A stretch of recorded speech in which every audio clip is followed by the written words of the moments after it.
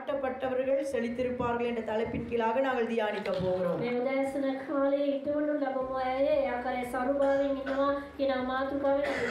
நாங்கள் எடுத்துக்கொள்வோம் சங்கீத புத்தகத்திலே 12வது அதிகாரத்துல சங்கீதம் 92வது அதிகாரத்துல 12வது 13வது வசனங்களை வாசிப்போம். சங்கீதம் 92 12வது 13வது வசனங்கள் வாசிப்போம். நீதிமான் பனையைப் போல் செழித்து லீபனோனில் உள்ள கேதுருவைப் போல் வளருவான். கர்த்தருடைய ஆலயத்திலே நாட்டப்பட்டவர்கள் எங்கள் தேவனுடைய பிரகாரங்களில் செழித்திருப்பார்கள். ධර්මිෂ්ඨයා තාල වෘක්ෂයෙන් ශක්‍රිය වන්නේය. ඔහු ලෙබනෝනිහි කිහිරි ගසක් මෙන් වැඩෙන්නේය.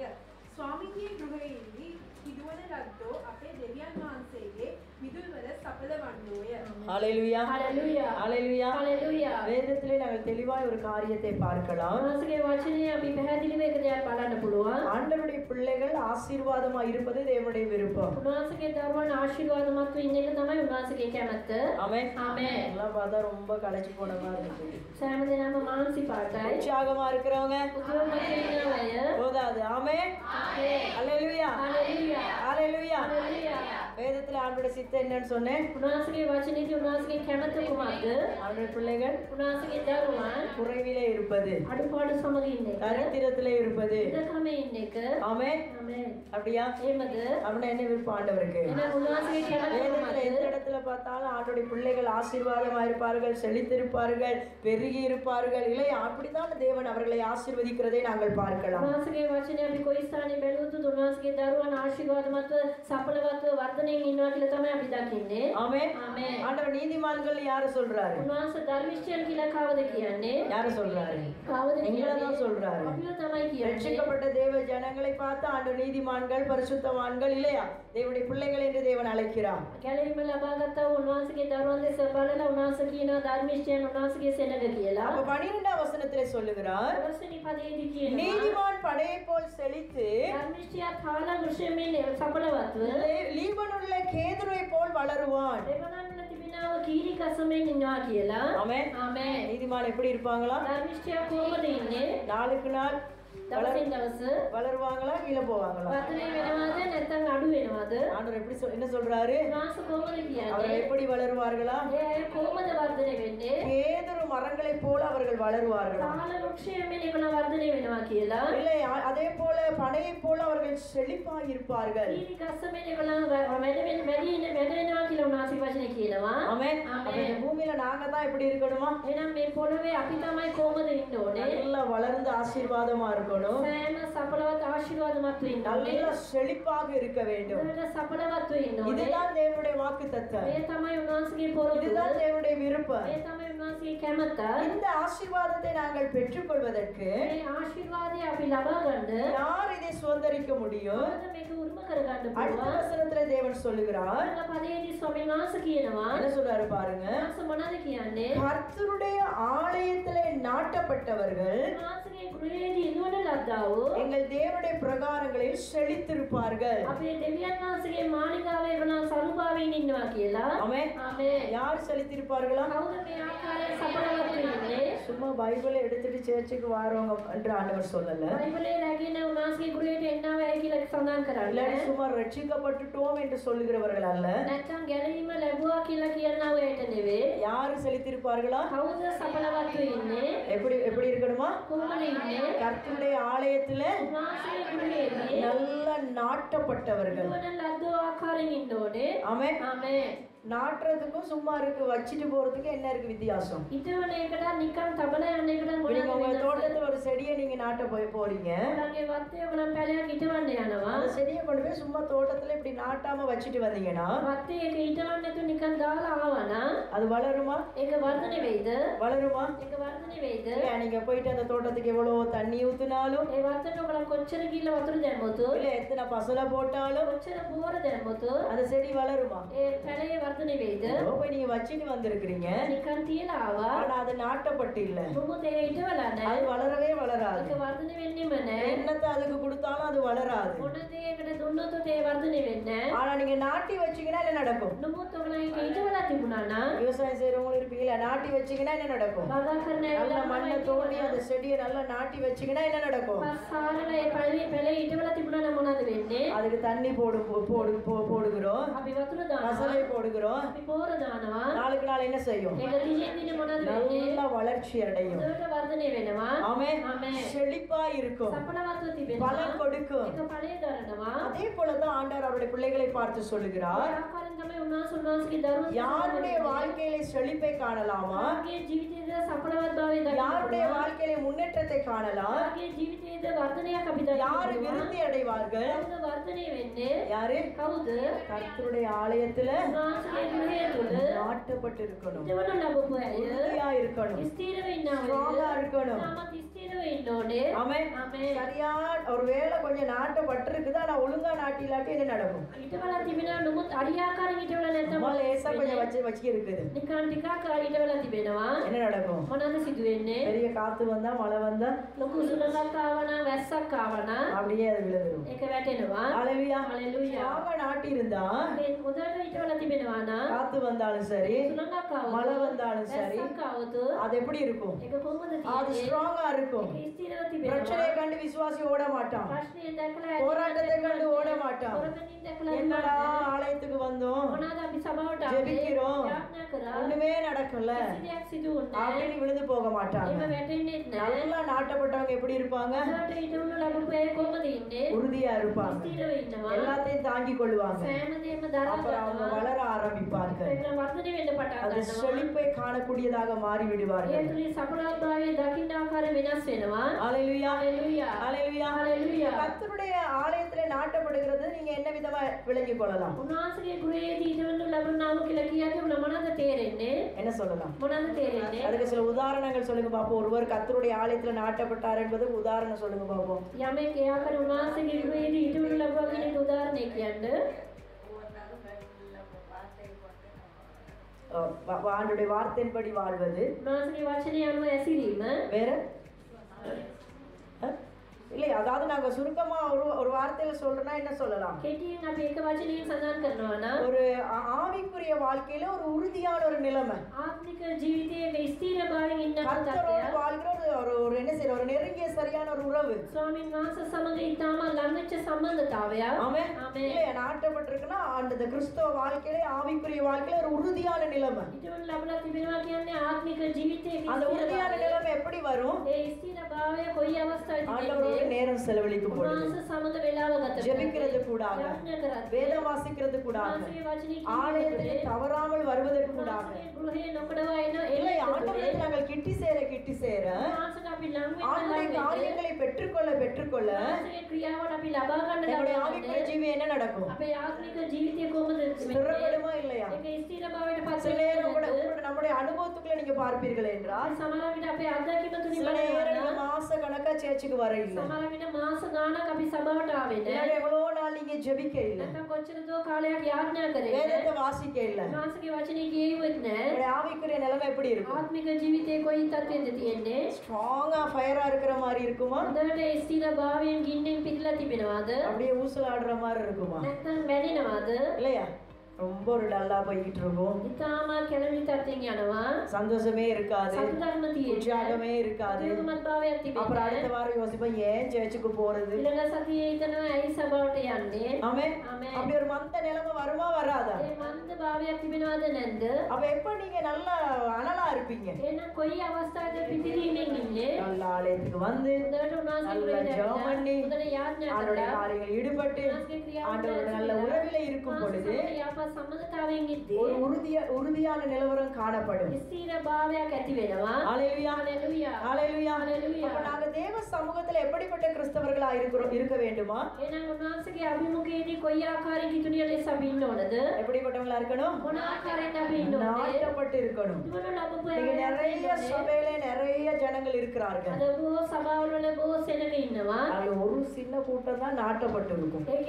කෙටි සුළු කණ්ඩායමක් තමයි ඉන්න ඕන ලැබලා තිබෙන්නේ. மத்த கூட்டம் எல்லாம் எப்படி இருக்கும்? අනිත් කණ්ඩායම කොහොමද கொஞ்சம் තියෙන්නේ? சும்மா அத நிலத்துல வச்சிருக்க மாதிரி இருக்கும். නිකන් ඒ පොළවේ තබලා තියෙන சிலது ආකාරයෙන් சரியா ஆழமா தோண்டி வைக்காததா இருக்கும். නැත්නම් ජඹුරට ඒක ඊටවල නැතුව තියෙන அது ஏதோ ஒரு கடமைக்கு ஒரு கிறிஸ்தவர் ඒ ආකාරයෙන් නිකන් නමට කිතුනිය කියලා பைபிளை කියනවා. எடுத்துட்டு வருவாங்க. ஆனா ஒரு நாள் வீட்டுல பைபிளை வாசிச்சிருக்க மாட்டாங்க. බයිබලේ රැගෙන එනවා නමුත් නිවසේදී කවදාකවත් බයිබලේ කියවන්නේ නැහැ. இப்படிப்பட்ட ஒரு நிலவரம் இருக்கும் பொழுது දෙවෙනි තත්වයක් තියෙද්දී தேவனுடைய ஆசீர்வாதத்தை நாங்கள் பெற்றுக்கொள்ள முடியாது. දෙවියන් වහන්සේගේ ආශිර්වාදය අපි ලබා ගන්න බෑ. ஆமென். ආමේන්. உற்சாகமாய் ஆமென். ආමේன். அப்ப யாரு செழித்திருப்பார்களா? එහෙනම් කවුද සඵලවත් யாரு வளர்வார்களா? කවුද වර්ධනය වෙන්නේ? சொல்லுங்களேன். කවුද? கர்த்தருடைய ஆலயத்துல උන්වහන්සේගේ நாட்டப்பட்டிருந்தா நம்ம வாழ்க்கையில ஆசீர்வாதம் வரும். දුන්න ලද්දාව ඇයි අපි ඇතුලින් තමයි උන්වහන්සේ செழிப்பு வரும். සඵලවත්භාවය முன்னேற்றங்கள் வரும். වර්ධනයක් ඇති වෙන්නේ. ஹalleluya. ஹalleluya. ரெண்டு உதாரணத்தை பார்ப்போம். අපි උදාහරණ நீங்க දෙකක් எடுத்துக்கொள்ளுங்க. ஆதியாகமம் 26வது அதிகாரத்துல පැති 26 12வது 13வது வசனங்களை வாசிப்போம். 12 වෙනි 13 වෙනි පදවල් කියමු. ஆதியாகமம் 26வது அதிகாரத்துல පැති 26 12வது 13ஆம் வசனம் 12 වෙනි 13 වෙනි පදවල්. வாசிங்க. ஈசாக்கு அந்த தேசத்தில் விதை விதைத்தான். ஈசாக்கு அந்த தேசத்தில் விதை விதைத்தான். கர்த்தர் அவனை ஆசீர்வதித்ததினால் கர்த்தர் அவனை ஆசீர்வதித்ததினால் அந்த வருஷத்தில் 100 மடங்கு பலனடைந்தான். அந்த வருஷத்தில் 100 மடங்கு பலன் அடைந்தான். அவன் ஐஸ்வர்யவானாகி அவன் ஐஸ்வர்யவானாகி வர வர விருத்தியடைந்து வர வர விருத்தி அடைந்து மகா பெரியவனானான். ஆமென். ஈசாக்கு எப்படி ஆசீர்வதிக்கப்பட்டாராம்? ඊශා කොහොමද ආශිර්වාදය ලබා ගත්තේ? சொல்லுங்க பாப்பா, எப்படி ஆசீர்வதிக்கப்பட்டான்? කොහොමද ආශිර්වාදය ලබා ගත්තේ? எத்தனை ஒரு வருஷத்துல எத்தனை மடங்கு ஆசீர்வாதம்? එක අවුරුද්දකදී කොච්චරක් එයාට ආශිර්වාදය ලැබුණාද? சத்தமா சொல்லுங்க. எவ்வளவு ஆசீர்வாதம்? කොච්චරක් ආශිර්වාදය ලැබුණාද? 30 60 100 30යිද 60යිද 100 மடங்கு ஆசீர்வாதம். 100කට ආශිර්වාදය ලැබුණා. அப்புறம் என்ன செய்தானா? ඒකට පස්සේ ඔහු මොනවද කරේ? இல்ல ஈசாக்கு எப்படி மாறிட்டானா? ඊශාක ඒකට පස්සේ කොහොමද ஒரு වෙනස් பெரிய වුනේ? ஐஸ்வர்யவானா மாறி තාමත් පෝෂිතෙක් ලෙස වෙනස් වෙලා வர வர தரித்திரமா விருத்தியா එන්න එන්න ඉංගභාවයේද වර්ධනයක්ද? வர வர விருத்தி அடைந்து එන්නම වර්ධනය වෙලා எப்படி மாறினானா? කොහොමද මාරුනේ? மகா பெரியவனாய் மாறினான். තාමත් ලෙස වර්ධනය වුණා. ஆமென். ஆமென். அவன் ஈசாக்குக்கு இப்ப செழிப்பு வந்திருக்குது. ඊශාක්ට මේ සඵලවත්භාවය ඇවිල්ලා அவன் තිබෙනවා. வளர்ந்திருக்கிறான். ඔහු වර්ධනය වෙලා තිබෙනවා. ஆசீர்வாதமா இருக்கிறான். ආශිර්වාදමත්ව ඉන්නවා. காரணம் என்னது? හේතුව කුමක්ද? என்ன காரணம்? මොනවාද ඒකට හේතුව? அவன் கர்த்தரோட உறவிலே சரியா இருக்கிறான். ඔහු උන්වහන්සේ සමග යාපත් සම්බන්ධතාවය கர்த்தருக்குள்ளாக ஒரு நாட்டப்பட்ட நிலைமை. උන්වහන්සේ සමග උන්වහන්සේ இதை நாங்க கொஞ்சம் எப்படி விளங்கிக் கொள்ளலாம்? මේක කොහොමද අපි තේරුම් ගන්න පුළුවන්? ஒரு மனுஷன் ஆண்டவருக்குள்ள இருக்கிறானா, ஆண்டவரை நிலைத்திருக்கிறானா, ஆண்டவருக்கு கீழ்ப்படுகிறவனாக இருப்பான். එක මිනිහෙක් උන්වහන්සේ තුල ඉන්නවා නම් උන්වහන්සේට කීකර උන්වහන්සේ තුල රැඳී සිටිනවා උන්වහන්සේට කීකර වෙනවා. அப்படியா இல்லையா? එහෙමද නැද්ද? இல்லை, ஆவிக்குரிய வாழ்க்கையில் சரியா நிலவரம்னா நான் நிறைய விஷயம் சொல்லலாம். ආත්මික ජීවිතය අරියාකාරයෙන් ඉන්නවා නම් බොහෝ දේවල් අපි කියන්න ஆண்டவருக்கு கீழ்ப்படுகிறது, උන්වහන්සේට කීකර இல்லை ஆண்டவருக்கு பிரியமா நடக்கிறது, උන්වහන්සේ කැමති ஆண்டவரை தேடுகிறது, උන්වහන්සේ සොයන ஆண்டவருக்கு முதல் ஸ்தானத்தை கொடுக்கிறது. උන්වහන්සේට මුළු ස්ථානයේදීම ஹalleluya. ஹalleluya. இப்ப ஈசாக்கு ஆண்டவர் சொல்றா, நீ எகிப்துக்கு போகாத தேசத்துல இருன்னு சொல்றாரு. ඊශාට ස්වාමීන් වහන්සේ කියනවා නුඹ මිෂන දේශයට යන්න එපා නුඹ රැඳී සිටින්න நான் කියලා. உன்னை ஆசீர்வதிக்கிறேன்னு சொல்றாரு. ඔබට ආශිර්වාද කරනවා කියලා කියනවා. ஈசாக்கு என்ன செஞ்சாரு? ඊශාක් මොනවද කරේ? கீழ்ப்படிஞ்சாரா இல்லையா? කීකර වුණාද නැද්ද? அந்த சத்தத்தை கேட்டாரா இல்லையா? උන්වහන්සේගේ යන්න ඇසුවාද නැද්ද? ஆமென். ஆமென். அப்ப கர்த்தரோடு நடக்கிற ஒரு மனுஷனா இல்லையா? එහෙනම් ස්වාමීන් වහන්සේ සමග ගමන් කරනව கர்த்தருடைய මනුෂ්‍යයෙක්ද? குரலை கேட்கிற மனுஷனா இல்லையா? උන්වහන්සේගේ යන්න අසන්නව මනුෂ්‍යයෙක්ද නැද්ද? ஹalleluya. හalleluya. அப்ப அதனால ஆண்டவர் என்ன செய்யறாரு? அவனை ඒ නිසා උන්වහන්සේ උට මොනවද කරන්නේ? ஆசீர்வாதத்தை கொடுக்கறாரா இல்லையா? ආශිර්වාදය දෙනවද නැද්ද? விருத்தியை கொடுக்கறாரா இல்லையா? වර්ධනය දෙනවද නැද්ද? பக்கத்துல உங்க பார்த்து சொல்லுங்க. ළඟ දැස් බලලා இந்த කියන්නේ மாதத்துல இருந்து මේ මාසේ පටන් உங்க வாழ்க்கை செழிப்பா மாறணும்னா ඔයාගේ ජීවිතයේ සඵලවත් වෙන්න ඕනේ නම් கர்த்தருடைய ஆலயத்துல நாட்டப்பட்டிருங்க. උන්වහන්සේ අපේ ගුණ ලබන ඉස්සෙන්ද ஆமென். ආමේන්. ஆவிக்குரிய வாழ்க்கையில உறுதியா இருங்க. ආත්මික ජීවිතයේ ஜெபத்திலே உறுதியா இருங்க. යාඥාවේ விசுவாசத்திலே உறுதியா இருங்க. வேதம் வாசிக்கிறதுல உறுதியா இருங்க. උන්වහන්සේගේ වචනේ කියවමින් ස්ථිර වෙන්න. ஆமென். இல்லையா, ஒரு பலனுள்ள கிறிஸ்தவ வாழ்க்கை வாழ கற்றுக்கொள்ளுங்க. ශක්තිමත් කිතුණු ජීවිතයක් ජීවත් වෙන්න පුරුදු වෙන්න. அப்பொழுது நீங்க ஆசீர்வாதமா இருப்பீங்க. එවිට ඔබ ආශිර්වාදමත් වෙන්නවා. ஆமென். ආමේන්. செழிப்பா இருப்பீங்க. සඵලවත් වෙන්නවා. முன்னேற்றம் உங்களுக்கு வரும். වර්ධනයක් ඔබලගේ ජීවිතේ එනවා. நீங்க இந்த மாதத்துல ஒரு தீர்மானத்தோட ஆண்டவரோடு இருக்கிற உறவிலே நீங்க கிட்டி சேர்ந்து அந்த பகுதியில நீங்க உங்களை பலப்படுத்தி பாருங்க, நீங்க மாற்றத்தை காண்பீர்கள். මේ මාසයේදී ඔබලා තීරණයක් අරගෙන උන්වහන්සේට ලං වෙලා බලන්න උන්වහන්සේ ඔබලගේ ජීවිතය ආශිර්වාද කරනවා. 1 நாளாகம புத்தகத்திலே පළවෙනි ලේකම් පොතේ 11வது அதிகாரத்துல 10වෙනි පරිච්ඡේදයේ 9வது வசனத்தை ஒருக்கா வாசிங்க. 9වෙනි පදය අපි කියවමු. 1 நாளாகம පළවෙනි ලේකම් 11வது அதிகாரம் 10වෙනි පරිච්ඡේදයේ 9வது வசனம். 9වෙනි எல்லாரும் சேர்ந்து வாசிப்போம், 2 பாஷையிலும். ரைட்? 1 நாளாகம 11ஆம் அதிகாரம் 9ஆம் வசனம். பழைய பாட்டுல 519வது பக்கம். எல்லாம் சேர்ந்து வாசிப்போம். சரியா? எடுத்துட்டீங்களா? தாவீது நாளுக்கு நாள் விருத்தி அடைந்தான், சேனையுடைய கர்த்தர் அவனோட கூட இருந்தார். ஹல்லேலூயா. ஹல்லேலூயா. அடுத்த தாவீதை பார்த்தா எப்படி இருக்கிறாரா? தாவீது தேச பெருமானம் කොහොමද ඉන්නේ?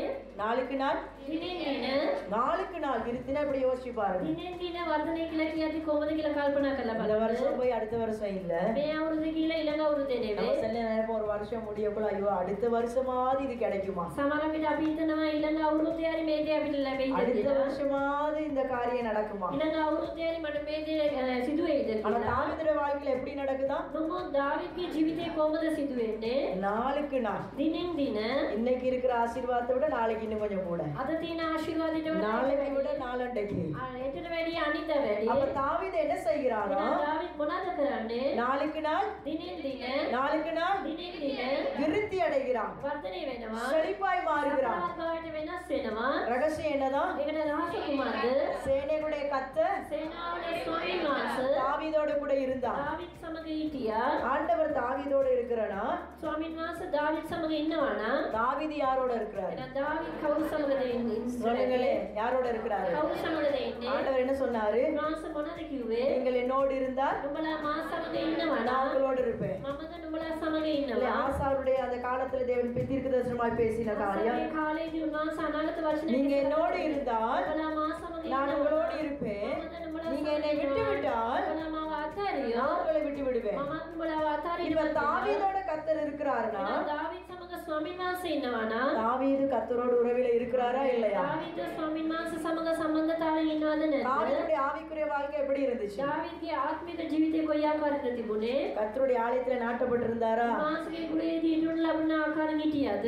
நாட்டப்படாத ஒரு ஆள்லாம் சர்ச்சுக்கு வாங்க போவோம்னு சொல்லும்போது என்ன சொல்லியிருப்பாரு? ඉදුණු ලැබපු නැති කෙනෙක් නම් සභාවට යම් කියලා කියදී මොනා කරලා ඇතිද? சங்கீத புத்தகத்துல இருக்குல்ல, தாவீதை பார்த்து ஆலயத்துக்கு போவோம் வாருங்கள் என்று சொன்ன பொழுது දාවිද් ළඟ ගිහිල්ලා අපි උන්වහන්සේගේ ගුණයට යමු කියලා කියපු අවස්ථාවේදී எப்படி இருந்தாரா? ඔව් කොහොමද හිටියේ? சத்தமா சொல்லுங்க, எப்படி இருந்தாரா? කොහොමද හිටියේ? அவர் சொன்னார், மகிழ்ச்சியா இருந்தார். මට ඉතාමත් ප්‍රීතිමත් කියලා කිව්වා. சர்ச்சுக்கு போறது தாவீதுக்கு எப்படி? දාවිද් උන්වහන්සේගේ ගුණයට යන්නේක කොහොමද? சத்தமா சொல்லுங்க, எப்படி? කොහොමද? சந்தோஷம். ඉතාමත් ප්‍රීති. யாருக்கு அந்த சந்தோஷம் வரும்? කාටද ඒ සතුට එන්නේ?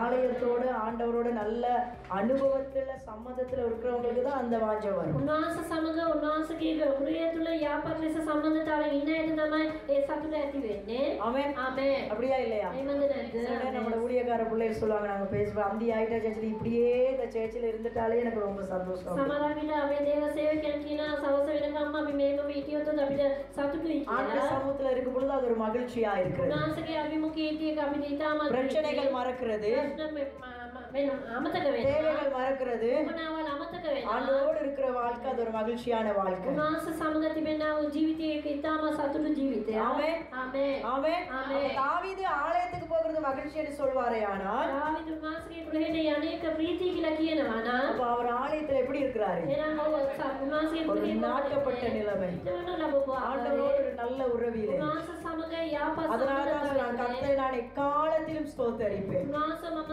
සෑම කාලයෙම ස්තුති எப்பொழுது කරනවා. அவருடைய துதி என் வாயில் இருக்கும். සෑම වෙලාවෙදීම උන්වහන්සේගේ ස්තුතිය මාගේ මුඛයේ තිබෙනවා කියලා. ஆமென். ආමේන්. தாவீது வனாந்தரத்துல இருக்குள்ள என்ன எழுதுறாரு?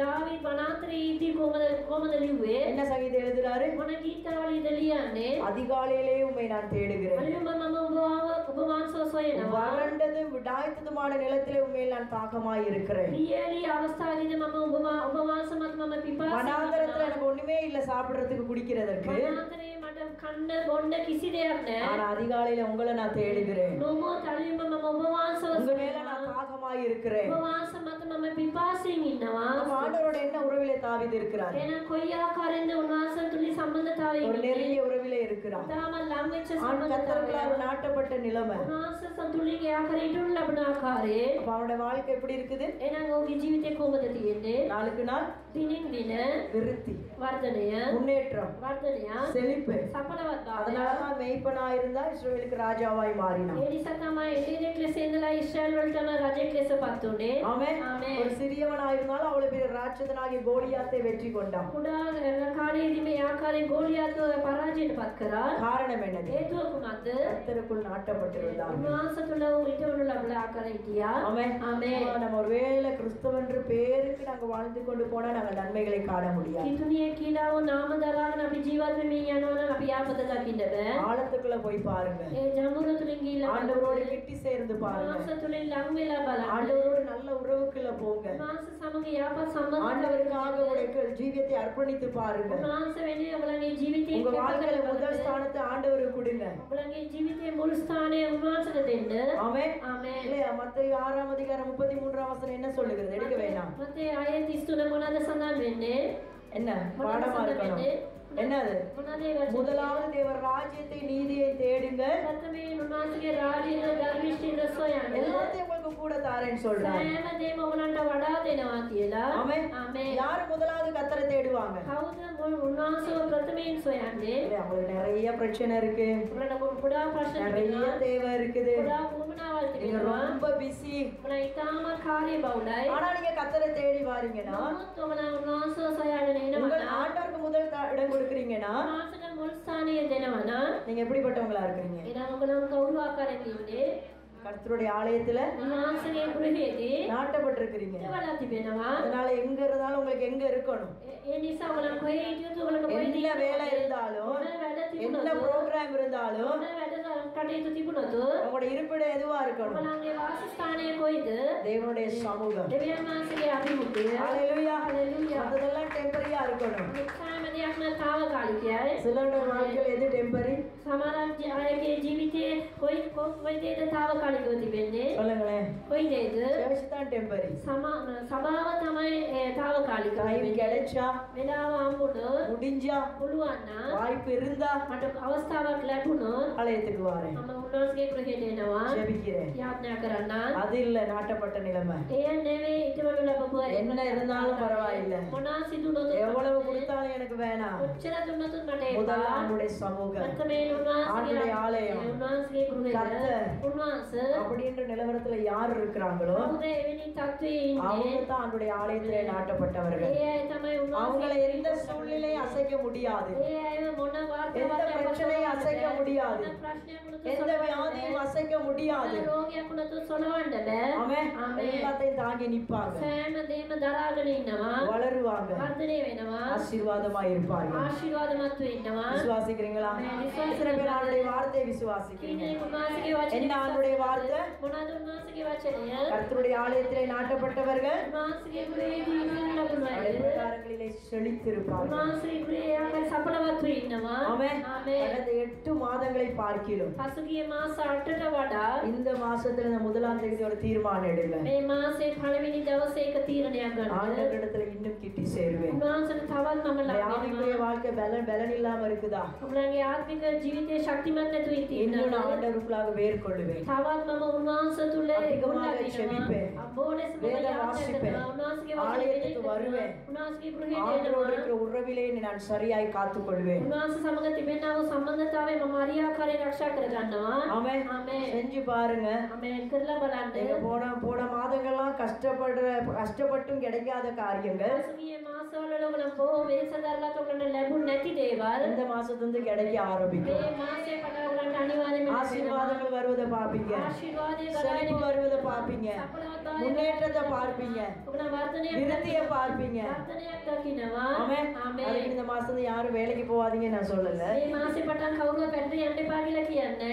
முதல்ல ஆண்டவருக்கு இடம் கொடுங்க, ප්‍රථමයෙන් උන්වහන්සේට ඉඩ ஜெபத்துல දෙන්න. கூட்டுங்க, යාඥා වැඩි கர்த்தர் කරන්න. அதிகமா தேடுங்க, උන්වහන්සේ පොලිස ஆவிக்குரிய பக்கம் ஸ்ட்ராங்கா வச்சுக்கொள்ளுங்க. ආත්මික ජීවිතයේ ස්ථිරව තබා ගන්න. தேவனுடைய ஆசீர்வாதங்களை காண முடியும். දෙවියන් වහන්සේගේ ආශිර්වාදය ඔබලා දකින්න පුළුවන්. விசுவாசிக்கிறவங்க ආමේන්. විශ්වාස කරන්න ஆமென். ආමේன். மாற்றத்தை காணி விசுவாசிக்கிறீங்களா? වෙනස් භාවයක් දකින්නවා කියලා ඔබලා විශ්වාස කරනවාද? ஆமென்.